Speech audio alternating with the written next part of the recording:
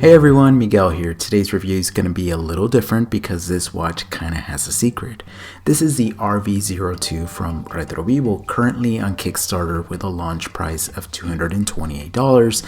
And I'm telling you right now, there's more going on here than meets the eye. Now, if you've been following the channel, you know I previously reviewed their field watch, which, by the way, I gifted to a family member of mine and he absolutely loves it. I'll leave that link down below, but this right here is their next chapter and it feels like a big step forward in terms of design, construction, and overall execution. Let's start with the specs because on paper this thing is stacked. You're getting a 39mm case, which I think is the sweet spot for most people. A lug-to-lug of 45.3mm, thickness is 11.3mm, and the lug width is 20mm. These are very wearable dimensions, and on my 6 7/8 inch wrist, it fits really well. It's one of those watches that just sits right, not too big, not too small, just balance. The case is made of 316L stainless steel and the finishing here is impressive for the price. You've got clean brushing, subtle polishing, and overall it just feels well put together. Nothing feels cheap or rushed. You also get a screw down sign crown which helps contribute to the 200 meters of water resistance. That's a serious spec at this price point and makes this a very capable dive watch. Up on top, you've got a sapphire crystal with anti-reflective coating, keeping things clear and easy to read, and surrounding that is a ceramic bezel, which again at $228 is not something you always see.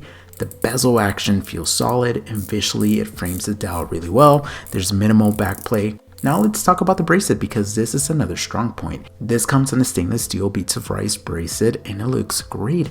It tapers from 20mm down to 17mm at the clasp, which gives it a really comfortable and vintage inspired feel on the wrist. The clasp itself is milled, features on-the-fly micro adjustment, and even has quick release spring bars. That combination is honestly impressive. Being able to adjust the fit throughout the day without tools makes a big difference, and it's something I always like to see. Thanks to the 20mm lug width, finding different straps should be very easy. The watch weighs in at about 143 grams with the unsized bracelet, so it has a nice presence without feeling too heavy.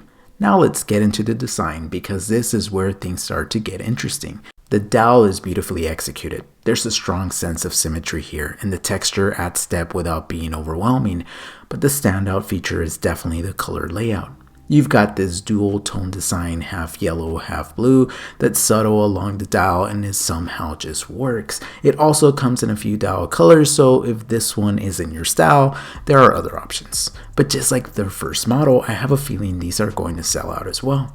The lume has been applied on the hands, indices, and bezel. It's done in a vintage style Superluminova C3, which fits the aesthetic of the watch. It's decent if I'm being honest. I would have liked to see it a bit brighter. Now in terms of wearability, like I mentioned earlier, this watch wears really well on my 6 7/8 inch wrist, and thanks to that on-the-fly micro adjustment system, you can always find that perfect fit throughout the day. It's comfortable, balanced, and easy to wear for long periods of time.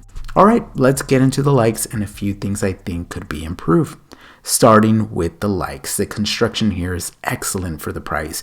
From the case to the bracelet to the clasp, everything feels well thought out and well executed. The dial design is another big win. It's unique, has great symmetry, and the texture adds a nice layer of depth. I also really like the bracelet and clasp system. The on-the-fly adjustment and quick release features are things you don't always see at this price point, and they make a big difference in daily use. Now, for the improvements, like I mentioned, I would like to see brighter lume in future versions. I also think a slightly thicker bezel could help balance the dial a bit more. Right now, the dial does appear a little large visually, and a thicker bezel might help frame it better. And this is more of a personal preference, but I think removing the crown guards would lean even more into that vintage aesthetic, especially with the faux patina already in play. Now let's talk about the secret, because up until now, I haven't mentioned the movement, and that's intentional. Inside this watch is the Seiko VH31 Mega Quartz movement, and I actually love this choice. You get the reliability and accuracy of quartz, but with a sweeping second hand that mimics a mechanical movement. It gives you that mechanical feel without the maintenance or cost that typically comes with it. And honestly, for a watch like this, at this price point, it makes a lot of sense. It's almost like this watch is hiding in plain sight.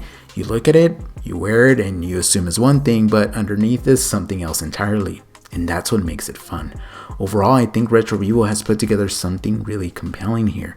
For $228, you're getting great specs, solid construction, a unique design, and a movement that adds a little twist to the whole experience. It's not perfect, but it's definitely a strong offering, and if you're into watches that do things a little differently, this might be one worth checking out.